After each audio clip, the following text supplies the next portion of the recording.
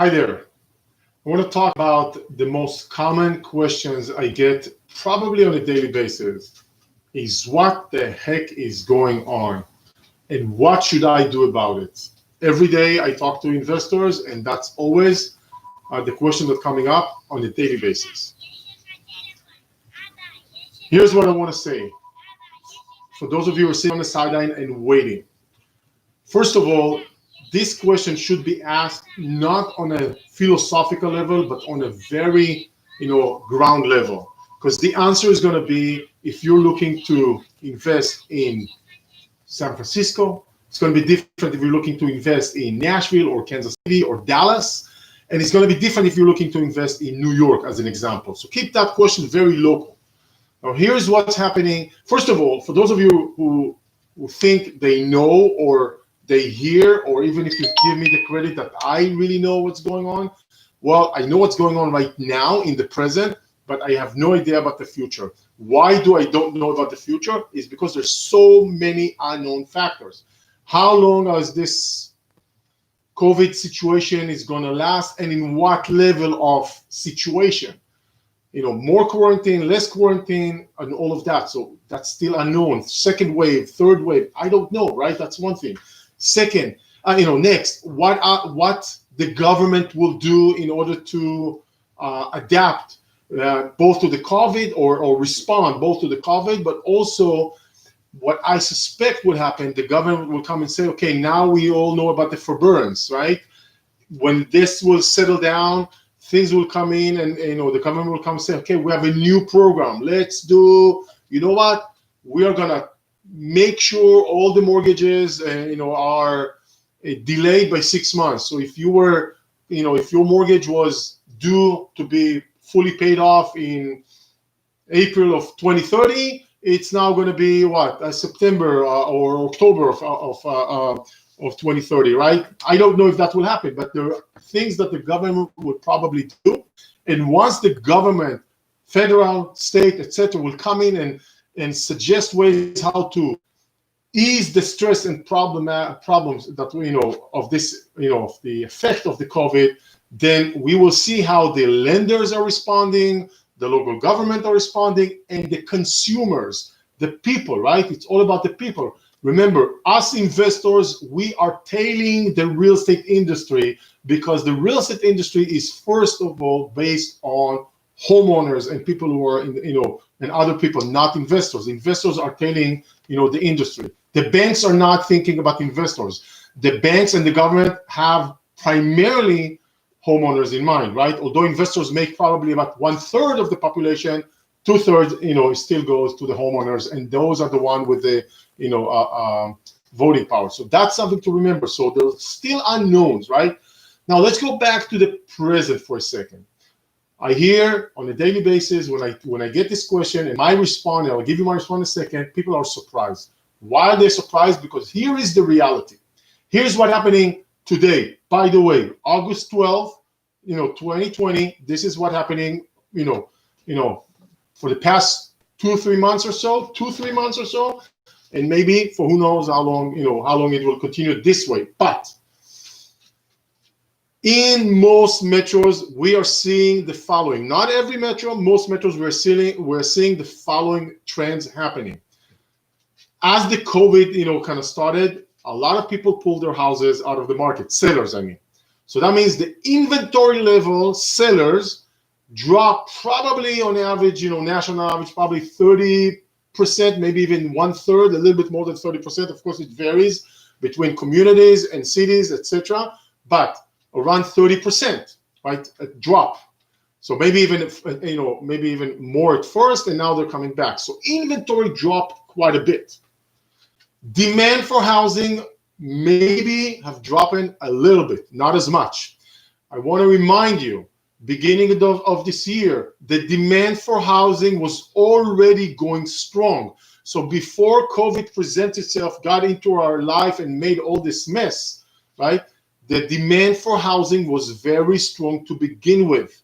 So we started this episode with a high demand for housing and relatively good inventory level. Now, here's what happened.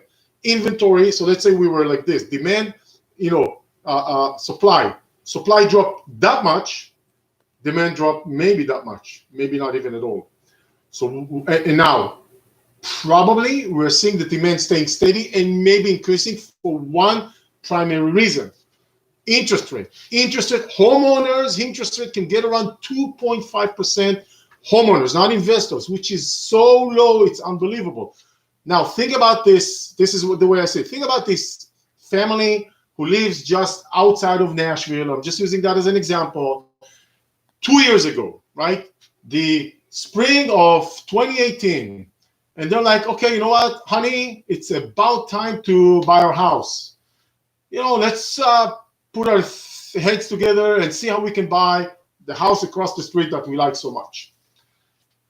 Fast forward 1 year, the couple is ready, right? They have the down payment, they're whatever, right? Fix whatever they need. They're now going out and trying to buy the house across the street. What happens? Spring, summer of 2019, right? A year ago. What happens? Oh my God, that house that we wanted, that fits everything for us, is $10,000, $15,000, $20,000 higher or more expensive. I can't afford it. I can't afford not the part. I'm looking as a buyer not on the purchase price. I'm looking at the monthly payment, right? I can afford $1,400. I'm going to stretch it $1,500. Now it's $1,750. I can't afford that. That means I have to buy something smaller, further down, further away. I don't know. Hang on, right? So that family that a year ago, remember, I'm summer of 2019, wanted to buy, in summer of 2018 decided, summer of 2019 wants to buy, all of a sudden that piece of property is less affordable. Fast forward 1 year to today, same family, they're ready to buy. All of a sudden, that house is more affordable because now it's not $1,750 a month. Now it's $1,250 a month for them, or $1,300. So that's even less than what they expected. And there's like, okay, this is our opportunity. We don't care about this COVID craziness because we are buying a home to stay in for many years, right? So those buyers are coming into a very competitive marketplace, because in the competitive marketplace, they have, a year ago, they could probably have 10 relevant properties. Now they have 6 or 7 relevant properties with more competition. So all of a sudden, it's harder for them. And that person said, hey, you know what? We can afford $1,400 a month, but, this is what they're asking is actually $1,300 a month payments, right? Well, you know what? Let's offer $5,000 over asking because we want that. We want that house. That house is the schools that we want. We know the neighborhood. My family is here, etc. So they're willing to pay an extra $5,000 because they can afford it, right? They're saying, "I'm buying my house." It's a little bit of an emotional, decision. Now, how is this relevant to us investors? This is what's happening out there.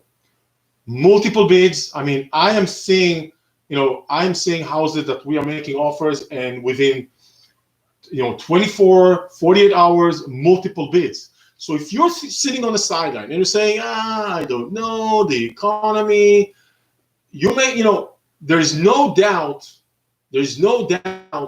that if you do nothing, you'll be safe. That's a very good rule, financially safe for life. Do nothing, nothing will happen. But if you're an investor and you're saying, you know what, I got to understand how I can play this in my favor. If I do, then this is the mindset I am using, and this is the mindset I would like you to use, and this is the mindset we can probably help you, because we are doing a couple of things that are more cool-headed, maybe trying to target certain type of houses, going about it in a little bit different way than the traditional. We are going the traditional route, but also in some creative way, in order to help you kind of get a hedge against the unknowns. Now, I want to leave you with this. Let's say we buy a house for $200,000. We help you buy a house outside of Nashville for $200,000. And let's say the market value of this house today is $205,000, $210,000. So we're buying, make it even $200,000. And let's say in the next year or two, it drops 15%, right? 15% makes it $30,000 less. So we go from or we go from 200,000 to 170 or so. So your value drops. That's not a pleasant situation to be with. But think about it. We're not buying this house for the short term. We're buying to hold it 5, probably 10 or more years, right? Think about this house in 10 years, what it's going to do for you. And that's what you should be focused on. Now, I don't want the house to go down, right? Obviously, I don't want to. But what could happen, or what have happened in the past, is that while the values are dropping, if they will, right? Let's take that scenario. I hope it doesn't happen, but let's just take that scenario. But the rent is going up and vacancy going down. In past crises, I think at least 3 back, maybe even 4, you can look, rent started going up, vacancy went down, so that means the cash will improve. By the way, we are already seeing improvements in demand for rentals. All the property managers we're speaking for leaving than before, and this has been going on at least 3 months now, if not 4. So you can already see that what I am suggesting happens, could happen, right? I don't know the future, is already happening, in the marketplace. So we are seeing demand for rentals. That people in uncertainty don't want to make big financial, changes such as buying or selling. And if they're anyone in that situation, they are switching over to rentals. Almost every crisis, you see a transition from rentership to ownership. Sorry, the other way. In the crisis period, from ownership to rentership, and between crises, you see the rentership. There is a switch from rentership to ownership. It's like 2%, 3% always, around the country that are switching. So you can actually benefit from that. Think about it this way: we're trying to buy a good house in a good area and hold it for long term. And of course, we would like not to have any value changes, but even if that could happen, just hang in there and ride it through, because this country is already going through, more demand for housing versus, the supply that exists. I'm not talking about the supply that, that it's kind of pulled back, that exists. So that's something you have to keep in mind. So if you're still confused, you're not sure, you may want to kind of play it a little bit safer, give me a call. Let's talk. Let's see what kind of options we have for you to try and navigate this through the current times. You know my number, you know my email, get in touch. Let's talk and see if we can help you invest correctly, smartly during during current times. Talk to you soon. Bye-bye. Bye.